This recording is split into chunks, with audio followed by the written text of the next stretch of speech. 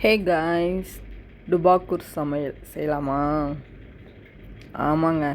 நான் எப்பேற்பட்ட ஆளுன்னா, நல்லா அம்மா சமைச்சு கொடுக்குறத சாப்பிட்டுட்டு ஜாலியாக திரியிற ஆளுங்க. இப்போ நீங்கள் என்ன நினைப்பீங்க? குக்கரை காமிச்சோன்னே, ஓ ஃபுல்லாக ரெசிபி சொல்ல போகுதுன்னு நினைப்பீங்க. அதாங்க இல்லை. நான் ரெசிபி சொல்லி சமைக்கிற அளவுக்கு பெரிய ஷெஃப்லாம் கிடையாது, பார்த்துக்கிறேங்க. நான் அங்கங்கே யூடியூப் பார்த்து சமைக்கிற சாதாரண குக்கு தாங்க. என் பையனுக்காக சரி ஏதாவது ட்ரை பண்ணுவோம் அப்படின்னு நினச்சி பண்ணேன், பார்த்துக்கிறேங்க. பட் அதோட ரிசல்ட்டு ரொம்பவே நல்லா இருந்ததுங்க. இடையில ஒரு இறால் தொக்கு காமிப்பேன் பாருங்க, அது தாங்க என் டுபாக்கூர் சமையல். நான் ஏதோ பெருசாக செய்வேன்னு நினச்சி இறால் தொக்கு வைக்கிறதுக்கு பிளான் பண்ணால் கடைசியில் பார்த்தா அது சொதப்பிருச்சுங்க. ஒழுங்காகவே வரல. அடக்கடவுளே, இது என்னடா நமக்கு வந்த சோதனை நினச்சிட்டு அதை அப்படியே மாடிஃபை பண்ணிட்டேங்க.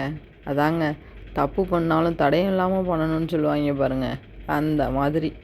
கடைசியில் பார்த்தா ஹோட்டலையே மிஞ்சிடுச்சு நம்ம இறால் தொக்கு. என் வீட்டுக்காரர் சாப்பிட்டதுக்கப்புறம் செம்மையாக இருக்குது, நீ ரொம்ப டெவலப் ஆகிட்ட, ஆஹா ஓஹோன்னு பாராட்டினாப்புல. அட கடவுளே, அந்த இறால் தொக்குக்கு பின்னாடி இருக்கிற பின்னணி தெரியாமல் மச்சான் நம்மளை பாராட்டுறானேன்னு நானாக நினச்சிட்டு நைட்டு தூங்கையில் கூட சாப்பிட்ற வரைக்கும் சொல்கிறாப்புலன்னா பார்த்துக்குறேங்க. செம்மையாக இருந்துச்சு இறால் தொக்கு, டேஸ்ட்டாக இருந்துச்சு அப்படின்னு சொல்லிட்டாங்கங்க. என்னைய மாதிரியே சொதப்பல் சமையல் எத்தனை பேருங்க பண்ணுவீங்க? கமெண்ட்டில் சொல்லிட்டு போங்க, சரிங்களா? அந்த இறால் தொக்கு வீடியோ நான் எடுக்கிறதுக்குள்ளே என் பையன் ஃபோனை பிடிங்கிட்டு போயிட்டாங்க. அட பாவி, கொஞ்ச நேரம் வெயிட் பண்ணியிருந்தேன், அந்த இறால் தொக்கு வீடியோவை நான் எடுத்தே போட்டிருப்பேனேன்னு நினச்சேங்க. பட் பிரியாணியும் ரொம்ப நல்லா வந்துருந்துச்சுங்க. இது தாங்க என்னுடைய செகண்ட் டைம் இறால் பிரியாணி. ஃபஸ்ட் டைம் நான் எடுக்கலைங்க வீடியோ, ஏன்னா எப்படி வருதோ என்னமோ அப்படின்னு சொல்லிட்டு எடுக்காமல் இருந்தேன். இது செகண்ட் டைம் கொஞ்சம் கான்ஃபிடெண்ட்டாகவே எடுத்தேன். இன்றைக்கி எது வந்தாலும் பரவாயில்ல, வீடியோவை எடுத்து போடுறோம் அப்படின்னு நினச்சி எடுத்தேன், பார்த்துக்கிறேங்க. பட் செம்மையாக வந்துருந்துச்சுங்க. எல்லாருக்கும் தெரிஞ்சது தாங்க, எக்ஸ்ட்ரா ஒன்றும் சேர்க்கலைங்க. இந்த பற்றியில் ஒரே வதக்குன்னு வதக்கிக்கிட்டு இருக்கேன் பற்றியெல்லாம்.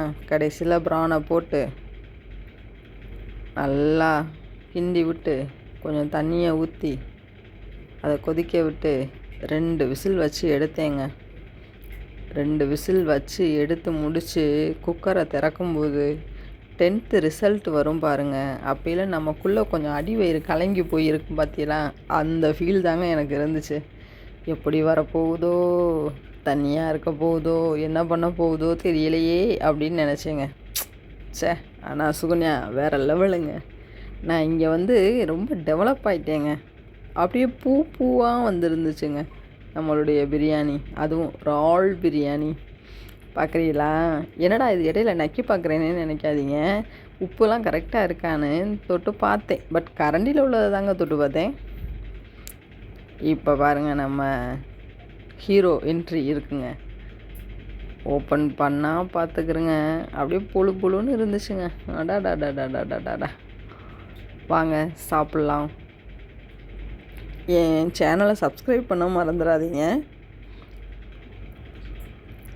தேங்க்ஸ் ஃபார் வாட்சிங்.